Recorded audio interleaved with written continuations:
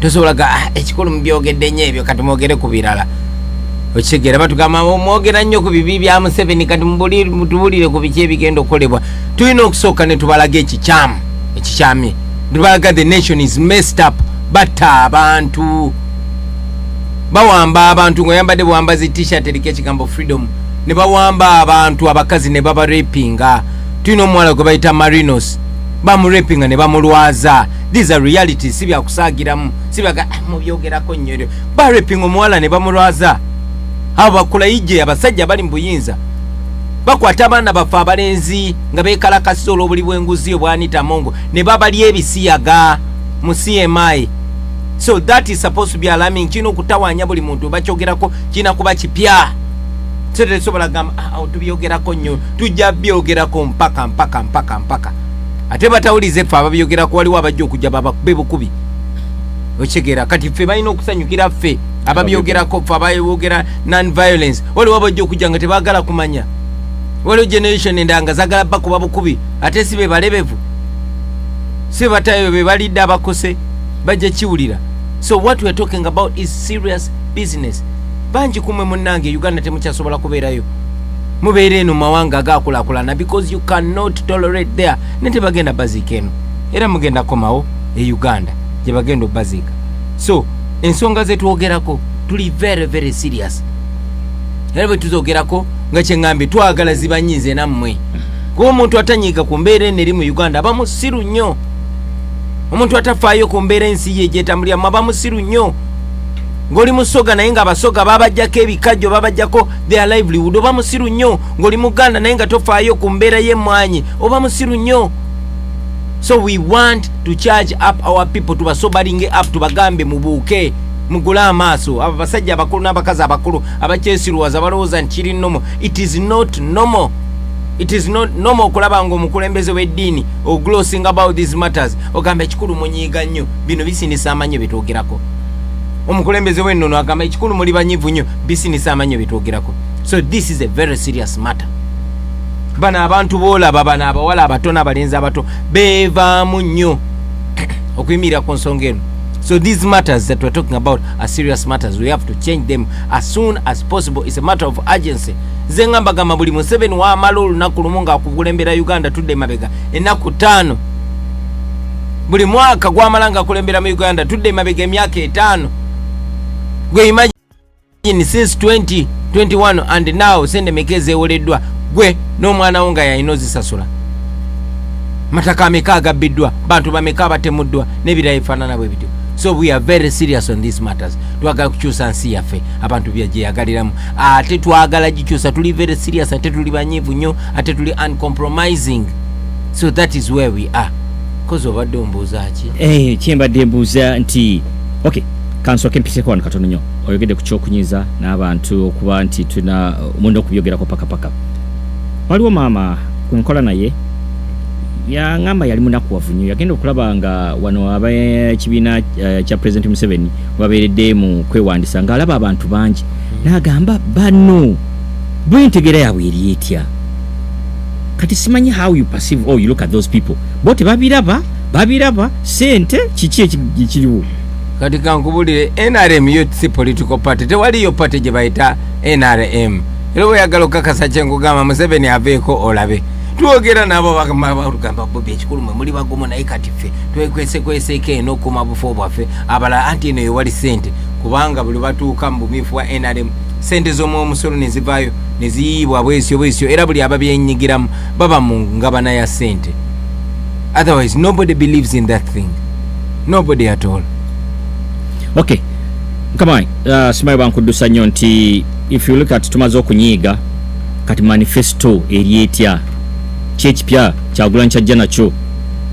Si Kyagulanyi ng'omuntu mbuuza nti abaffe mwe mwagala kujjako Museveni mutusuubiza Uganda empya mu Uganda empya ebyo kiki kye mutusuubiza gulu kyeririyo. Webale nnyo ekyo kibuuzo kikulu nnyo okusookera dda twagala okujjako Museveni kuba buli kye twagala kiri on the other side of the bridge kiri busukka mugga omugga oguliwo ye Museveni ne gavumenti ye yababbi. Bwe tumala okujjako Museveni tujja kuba tetutuuse wabala nga bwe tuyimba nti bwe tuli olutalo nga luwedde tuliyambala engule tulizimba Uganda empya. Uganda empya kyetwogerako, Uganda empya ekusokera ddala erina okubaamu eddembe. Eddembe n'emirembe byanjawulo. Freedom. Of course mulina okubaamu emirembe, peace, ne mulina okubaamu eddembe ng'omuntu waddembe okwesalirawo zikanya nekyagulanyi sikanya nekyagulanyi tekinteeka mu katyabaga. Ne bwe mba sikanya n'oyo yali mu buyinza nina eddembe lyange, nga buli munnansi alina eddembe okweyagalira mu nsi ye. Sikwogera kintu nti ate n'otya nti bagenda kumpamba. Olina eddembe okubutakanya n'abo abali mu buyinza. Ekirala, abakulembeze twagala babeere baweereza baabo abafugibwa, so si babosi baabo be bakulembera. Twagala tubeere n'enfuga ey'amateeka nga buli omu, oba oliwe Butembe, oba oliwe Luuka, oba oliwe Kyaddondo, oba oliwe Gomba, oba oliwe Upadengo, nga mwenkanankana wansi w'amateeka. Amateeka gabakuuma kyekimu ate gababonereza kyekimu bwe muba mugamenye. Twagala bwe tuva mu kukulembera ennungi n'okweyagalira mu nsi yaffe, kuba muntu ojja mubuuza owe waffe kabulasoke agamenzi oba nkulemberwa bulungi kasamba n'akasente mu nsawo. Twagala omuntu abeere n'akasente mu nsawo, ate ekyo kisobokera ddala kuba ensi yaffe ngagga ate abantu baffe bakoze. Ate bwe kyabeeranga oba oli mulimi ng'emwanyi yo girima n'ogifunamu, ebikajjo byo birima n'obifunamu, pambawo mulima n'omufunamu, vanirawo n'ebirala bifaanana bwe bityo. Oba oli muvubi ng'ennyanja kya bugagga kyammwe, tebagenda bagobaganya ku nnyanja baleete ba famire emu kubanga bali mu buyinza batekinge over ennyanja. Twagala ebyenzijanjaba nga byeyagaza, tukome okukungubagira nga bakazi baffe n'abaana baffe abatokomoka mu malwaliro gaffe agafuka obuttiro. Ebyo bintu byonna byonna byateesebwako dda bakagezi mu nnyo. Amawanga agafaayo ku bakulembeze baabwe nga Kenya ne Rwanda bo ne bakyusaamu. Kyova olaba abagagga bewaffe bapolitician bewaffe obulwala bamutwala Kenya oba amawanga amalala ago. Twagatereza ebyenzijanjaba byaffe, obujjanjabi buddewo ate nga bwabwereere kubanga kisoboka. Twaga kutuzeewo ebyenjigiriza ng'ogyeko bonna basome wa primary, twalina bonna basome wa university. Nze kwe nasomera ng'ekineeyimirira mutwe gwange. Ne kati omwana ne bw'aba mugezo atya tasobola kugenda n'asoma ku university obwereere ng'akola arts nti bakuŋŋaanya ssente. Naye Makerere University bw'obabuuza bagamba bakola biliyoni 10 mu mwaka ku bayizi aba private. Biliyoni 10, that is only 10% ku budget ya PDM eyo Museveni gyatambula ng'akola ebintu eby'ekisirusiru bitagasiza ggwanga. Jako 10% giteeke Makerere basomere nga bwerere. In fact kwata 50% ku PDM giteeke mu universities. Saga kuddamu kulya university esasuza mwana, abazadde mbonebone musasule mu primary, mbonebone musasule mu secondary. Botuka mu university omwana bw'aba mugezi government ejjamuweererezo sente weziri osaze half ya PDM, half enda giteeke mbyenzijanjaba. Saga kuddamu kulya mukazi asasudde ng'agenze okuzaala mb'osasudde okuzaalira eggwanga omwana, oli mukuzaala president w'enkya mbw'atosasule, oli mukuzaala minister w'enkya mbw'atosasule. Ebyo tebiina kubeerawo. Ebyo bintu biri simple nnyo. Batwawole bye bakola, abaamini bye baakola, very simple. Naye Museveni akozesa biliyoni 3 ku sente zaffe, azikozesa kyo yonna mukadde nga waliwo n'ennaku eziyitawo nga yeebase bwebase kola olunaku nti omusajja temutawanya ayinza omumenyeka n'asula nga yeebase, naye nga sente z'ensi zigenze. So ebyo birina okukyuka, ebintu bwe bityo birina okukyuka radically. So ebyenzijanjaba n'ebyenjigiriza biri ku mutima gwaffe, birina okutereera. Lwaki ebyenfuna by'ensi biri wansi nnyo? Lwaki figa zibeera waggulu naye abantu bo nga banaku? Lwaki ebyobulimi babiwamba biri mu mikono gy'abantu batono nga n'abasinga bagwira? Lwaki ebikajjo biri mu mikono gy'abayindi abasoga tebasaanidde?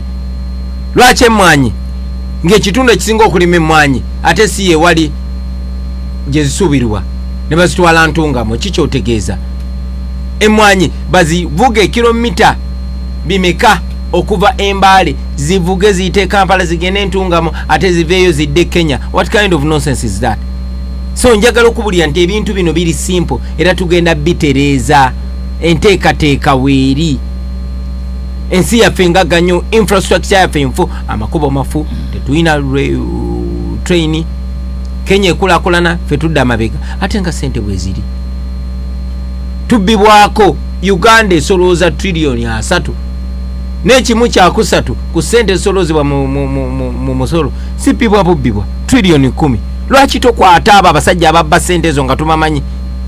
IGG yagamba bw'abanoonyereza abo ababbi bonna babasanga ku mulyango gwa Museveni lwaki tobakuba jeke obubbi obwo ne bugwa ezo sente zibbibwa ezo trillion 10 mu myaka 3 gavumenti yaffe kijimala ezo sente zokka okumala road network yona nobanga enguudo ziringa zino ze Boston si kipya mwete muli ba magician abakulembeze bano tebalina njawulo ku bakulembeze balala ekyenjawulo bantu bali empowered tebagenda kukkiriza mukulembeze yena kuba akisiru nga balaba kyovola twagala ku empowering abantu baffe kyovola tugamba people power is our power twagala abantu be empowering baberenga ba demanding from the leader ne bwana abeera nze nga ni mukulembeze bwe ntuka mukulembeze nyino okubeera mu mbeera gye tutaddewo nga ntya okunyiiza abantu b'enkulembera omukulembeze yena ne bw'atabeere nze twagala tumuteekeko embeera nga atya okudisappointinga abantu bakulembera so that abakulembeze bonna banajja bakola buli kye bakola nga bakikola kusanyusa abantu baabwe na kutereeza nsi yaabwe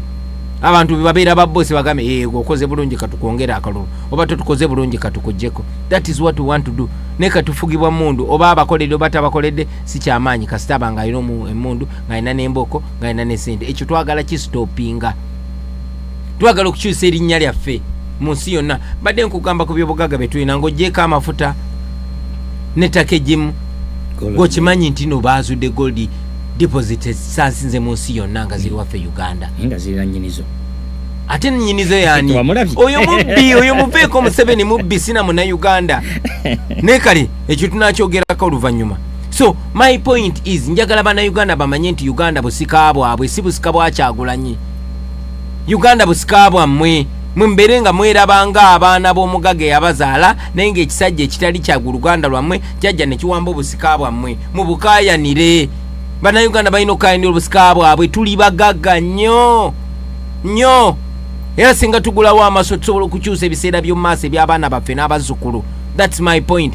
Ekyennaku nti bakozesa ffe okutuziba amaaso bajje Buganda n'alondayo be musinga okukkiririzamu n'abagamba kati mmwe muzikakanyiza Abaganda beeyo bagende Busoga n'afunayo Abasoga bayikkiririzaamu bwagenda Mwacholi ne walala. If we stop that and we rise as the nation especially in a young generation kirungi kati bakyasobola twawulira mbuku kabira mbuku dini fena tuli united fete tukyalina kabira tetukyalina dini kabira yaffe yakubeera bana Uganda kabira yaffe bye bitugatte bituluma ne bitwagala okutuukako ng'eggwanga ate nga tugenda bituukako kubuliridde wano mujja komawo Uganda nga yakyuka nga Museveni yavaako dda nga bana Uganda ebali in charge of Uganda namwe mujja gyeyagaliramu era kibakakatako okutwegattako muleme kutuuka ali mugambe twabawagiranga mutwegatteko tulwanire wamu tutereze ensi yaffe tusobole ogyegaliramu. Kozi wabadde ombuuza ki? Ekyo kyennyini kyennadde nkubuuza naye njagala twogere ku kigambo kya impunity. Impunity singa bukyenkya Kyagulanyi agenze mu ntebe. Nabaawo tubadde tuwulira abantu nga bw'oyogedde wano nti omukulu akulira anti-corruption yagenda okugira bw'ati ng'abantu bonna abali enguzi abakola ki bali ku mulyango gwa president.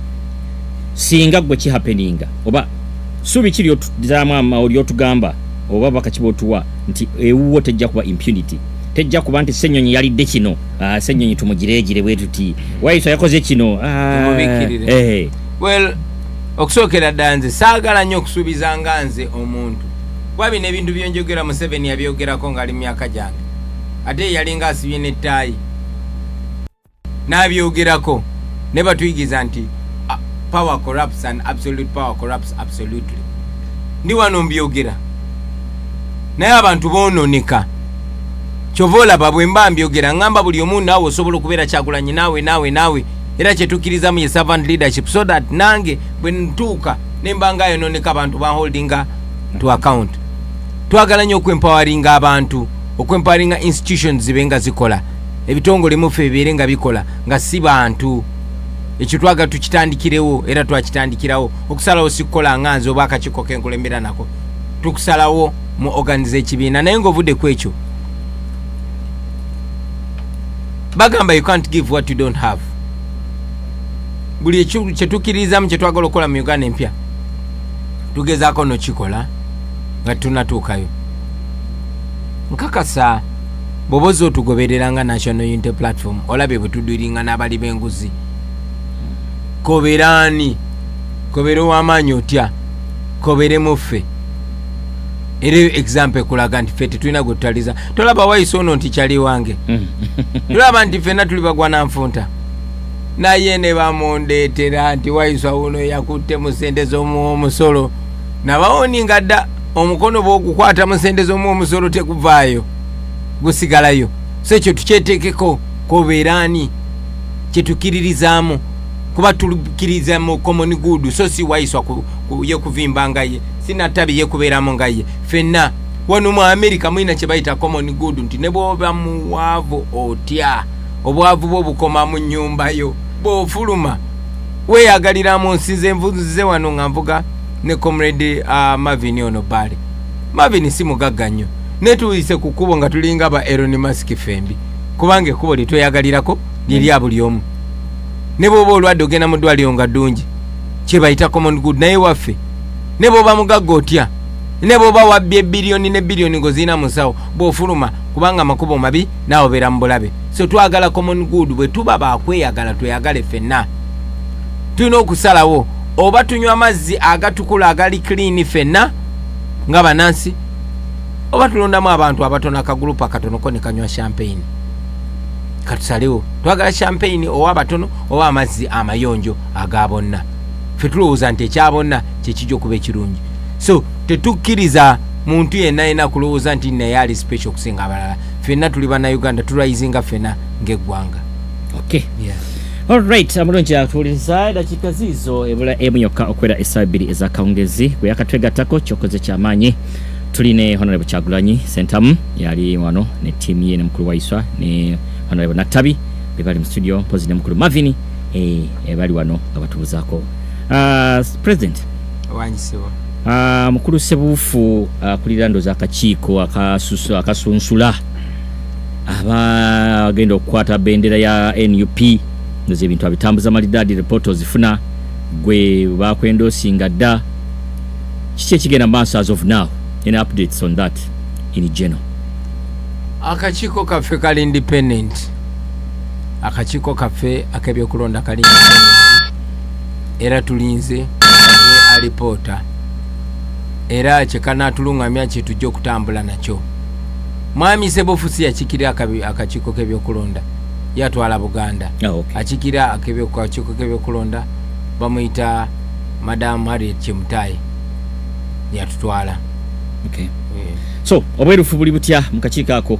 Obwerufu era tusubira obwerufu buli clear. Mukyala Chemutayi yatusuubiza obutaba na kyekubira.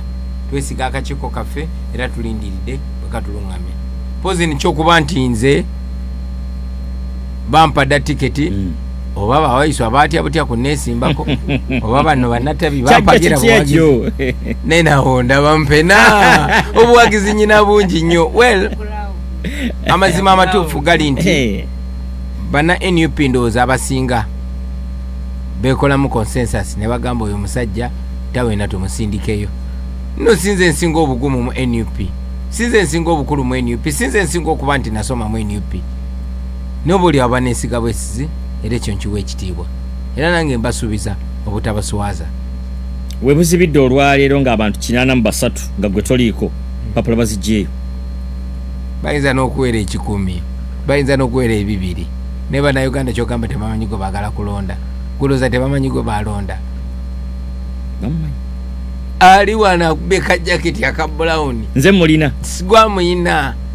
Esawe. So mwabo bonna tulabye nti olunaku olwaleero temubaddemu bibiina byabufuzi byonna abajjeyo empapula. Naye olunaku olwajjo mwalimu ebibiina byabufuzi ebirala different political parties, but today all these are independent people. Kiki kyogenda okukola okulaba nti abantu abo bamatiza okulaba nti at least bakujoininge? Why all these are independent people? Kankubulire muganda wange, our focus is not on the politicians. Our focus is on the people. Kati gongamba abantu 8 bwe tufuluma mu katale wabaye abantu bameka oba mu lugudo wabaye abantu bameka. Nabo bana ba followers, ekinana ekyo kina ba followers baakyo. Well, buli omu ayina abamugoberera. Ne muzeeyi wange wakaye n'abamugoberera. Nawe ina abagoberera. So focusinga kwabo abeesimbyewo, tufocusinga ku balonzi abasalawo. anti aba following bali era balonzi nabana abajjeyo empapula nabo balonda kati of course again how are you going to reach out to them?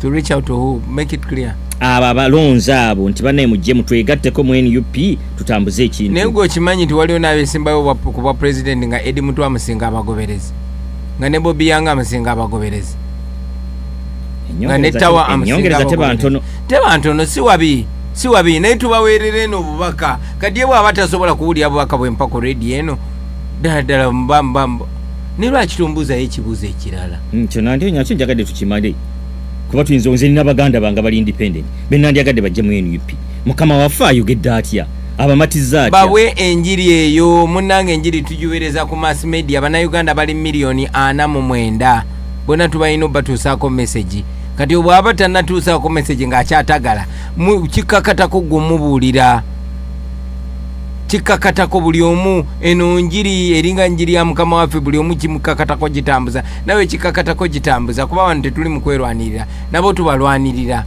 bwe balabanga kibanguyira okwegata ku winning team tuwangule wamu good naye balabanga kibeetagisa kutoolako obudde tulina butono bataddewo enaku 10 tulina okutambula district essuka 14 mutusaasireko nammwe ate abo abana abatamatidde nga mchache mtaya mugaye nti munange oba mukono north katukwadde ono onaga zikangende independent well fe tuli national inter platform tuli disciplined era nsinzira wano ebosono okubagamba tife tujja n'akabonero ke bayita ambulera era buli munnaffe agenda kuba n'ambulera atalina ambulera oyo talina ffe ensonga lwaki tulina akabonero akatwawula akawula ku bantu balamu ne ku miki ontegedde bulungi nnyo so tugenda kuba ne ambulera anajja ne ambulera waiswa bajanga talina ambulera tuba tetumutegedde natabi bwajanga talina ambulera Kyagulanyi bwajanga talina ambulera kyobola kitukakatako okweyanjula mu bantu bagambe bannange nze asaanidde ensonga tuzisengeke bulungi nnyo akakiiko kaffe bwe kazuula nti ddala gwasaanidde let's go bwe kazuula nti muno gwavuganya naye yasaanidde let's go ku bonna bolaba buli omu avuganyizibwa era omuntu omutuufu tukakasa nti akakiiko kaffe gwe kajja tuleetera akakiiko kaffe gwe kanatuleetera of course waliwo n'okwebune space y'okwemulugunya n'okugiresolvinga naye finally ekibiina gwe kyaba kiwanzeeko edusu gwe tugenda okutambula naye ekibiina kyaffe kiri briefed kuba ku mulundi guli twafunamu enseekeezi twafunamu ensolima abajja ne batwerimikamu naye nga ddala bye balowooza si bye baffe era mu kabanga katono mwabalaba temwabalaba temwabalaba twabalaba basi kati mwabalaba kati akakiiko kaffe tekayomyola okweteekateko bajjajja kitango omumanyi nze kenyini va ku jjajja gyazalibwa nze tobajjazalibwa Gomba nzalibwa Gomba nalivuganyizaako Gomba lwaki sesimba Gomba wajja n'osenga ku Buganda eno najja nenkola ki n'osenga n'oyingira ekibuga n'ensunga ekibuga yena nesimbawo waiswa ye musango okusenga gyasenga nakawa kimusango naye twandigambye mwe baani abandigambye twandisuubidde nga bannayuganda nga bannayuganda munnayuganda yonna gyabali abamunnayuganda okay era twagala okujjawo obwo obusosoze bwa Museveni bwe yaleeta buli myaka oyo tosobola kwesimbawo mbawo ng'oli muteeso tosobola kwesimbawo twagala obijjawo ebyo byonna ffe tuli bannayuganda ate mwana watu nze ndina wamukisa nnyo kuba nti nazaalibwa mu Buganda awo mu Buganda kuva edda buli muntu ajja mu Buganda aba afuuse mu Buganda kyobola tulina abaganda bannakalabala abaganda geregere abaganda kaswa n'abalala abafaanana bwe baffe Francis Babu yeddira ki Uhuru yeddira ki Kabazigula kayeddira ki ani ono musajja omunyankole gwe muvuganya naye Luhindi yeddira ki bongo temubasosolanga lwaki mutuleetako obusosoze mu mawanga bonga temubasosolanga wabadde mulungi nnyo ng'era ayogera ensonga ezibaluma zonna paka lwe yeesimbyewo ne mulyoka mumanya nti musoga kati ze mwe mulimanya nti nimu omusaayi omusoga oba omunyolo oba omuteeso oba omukalamoki mugenda kunzita busi otegera nze bwe nsala ningende busoga nze ngo bwe ngenda Luwanzo Bini bwe ngenda Mwakyoli nze Ogengla PM bwe ngenda Mwankole nze Musinguzi Uganda gye tuli Kampala is Uganda summarized Okay. Kino kyolaba kitukola bigenda kola mu Uganda empya oba oli Muteso oba oli Musoka oba oli Mukaramojo ojja kuba ofaanagana na buli muntu era ng'osaanidde oba oli mukazi oba oli musajja buli kimu kusobola kitukako ate ekisinga okunewunyisa timunanga abantu be bakozesa okupushinga eyo narrative yosoze wadde beekweka mufe nate bwe batunulira nnyo sibaganda kimala sibaganda bulungi kuba omuganda omutuufu tasosola mmalanga omuganda omulungi embracing amawanga gonna ffe Ssaabasajja Kabaka ewaffe Uganda tulabanga ko mu lukiiko lwaffe nga mulimu abayindi mu lukiiko lwaffe temuli mu Banyarwanda nze ngoberera bya Kabaka ffe tukopa Kabaka nga basembeza abayindi nga balina Abanyarwanda nga balina abandi ebyo bennyini bya Kabaka nze ntambulirako bye tukola ebyo nze ndi mubanda wa Kabaka tomanyi kati bwe muba mutunenya okola ebyo mugende munenye beene nze nkopa bya Kabaka mbuze ekibuuzo kirala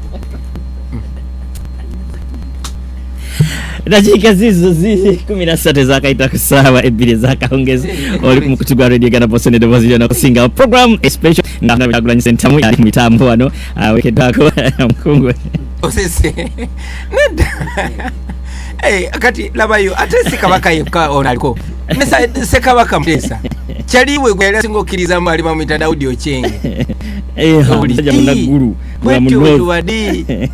bwetyo bwe tuli abalungi bategeeza nti ku lunaku olw'omukaaga wagenda kubawo okusabira omwoyo gw'omugenzi Bobi Wine ono nno nga yali mutuuze wano Boston ate nga yali muwagizi wa Nuupu nnyo tutuuse okusasira kwaffe eri famire yonna nasanyusa ennyini mwannyinaze Wini Munyenga bwe yaze nayogera ku nsonga eyo bannange tubasaasira omwoyo gw'omugenzi Mukama mumuze emirembe naffe tujja kubaayo era bwe tunaba tusobodde beegattako mikolo gye tujja kuba basanyufu beegattako omukolo gwako ku lunaku olw'omukaaga wali ku St Jude ku namba 147 Main Street Waltham nga kuba erise vannyuma ku mugenzi kwa ssaawa 11 mpaka 12 kitundu ate oluvannyuma wajja kuba mu misa ku ssaawa 12 n'ekitundu okweyongerayo okumanya ebisingawo Anne Marie akugambye ku bisimu 857 654 22 mukaaga noti 857 654 22 mukaaga noti bana professional consultants bakutegeeza nti okuba legitimacy kyekiwaayiswa mu luzungu bwe butuufu obutuufu bw'ensonga era batugamba bulijjo nti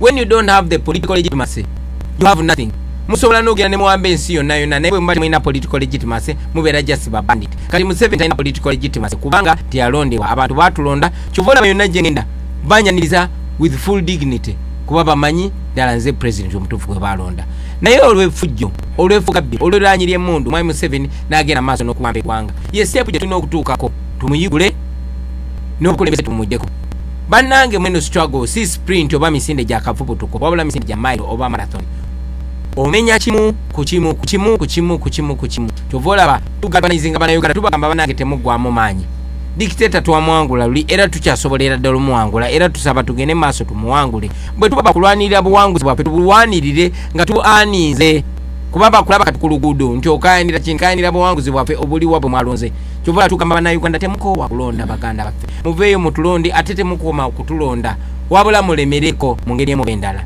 so tusigala nga twagala that legitimacy because that legitimacy is very important is what sustains us as a people and keeps us alive otherwise nandibadde mukomera katunaku lwaliro ne beesanga nga tebalina kye bayinza kwekwasako nsiba kubanga byenjogera mbyogera mu butuufu ng'omuntu yalondebwa abantu abaasinga obungi mwami Museveni n'obuswavu obwo kiringa bawanga analogy yakubba njovu n'obulwa bwogikweka kati enjovu yabulwa wagikweka era bulijjo abaana bakyogera mu ngeri ya lusagiriro nayo nga baba serious tentebe gyaba tagituddemu President Bobi Wine ate mukuze ekibuuzo kino bakimubuzizza nnyo naye ennyonnyola yakyo yanema okutegeera obutuufu senga constitution yamwe egamba nti emyaka ebisanja 2 senga ogenda ne weesimbawo Museveni n'alemerako ngera bwe yalemerako